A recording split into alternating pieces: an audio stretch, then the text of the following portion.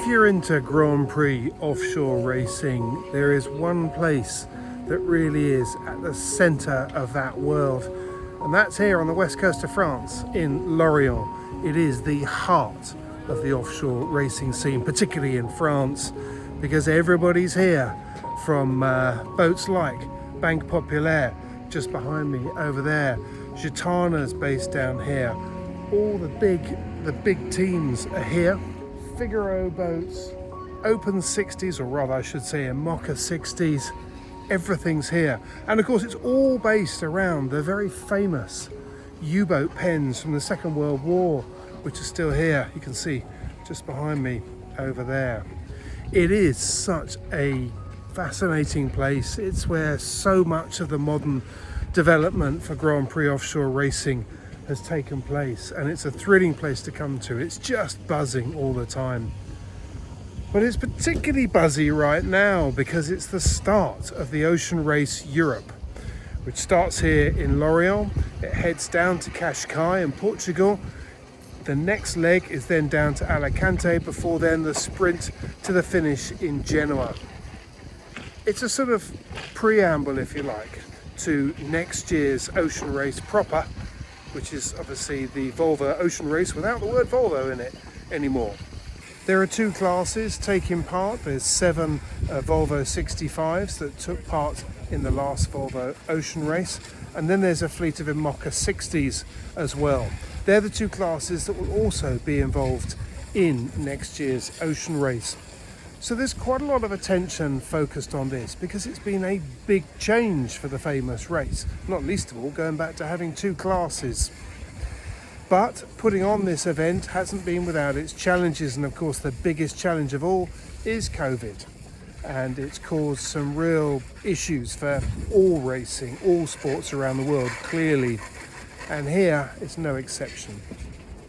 But the organisers were determined it was going to go ahead, if at all humanly possible, and have set up a really rather impressive COVID testing station and a procedure for making sure that everybody stays safe ashore and afloat.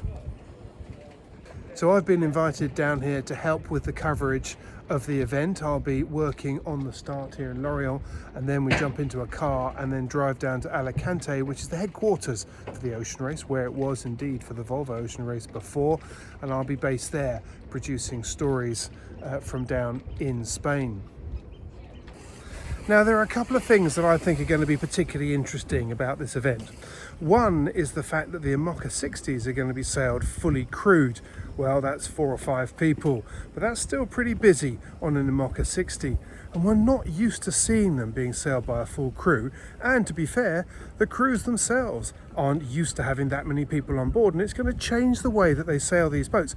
And I suspect we might just see a different level of performance from these offshore 60-footers. The other thing that's fascinating is that when you look down the crew list of all of the boats across the whole fleet, not only are there some absolute offshore rock stars there, but you're struck by the number of young sailors there. The youngest one in the crew is just 16. That's pretty impressive, and it's fantastic to see the young sailors coming through and being taken on by the teams. And what's particularly interesting is that hasn't been mandated through the rules.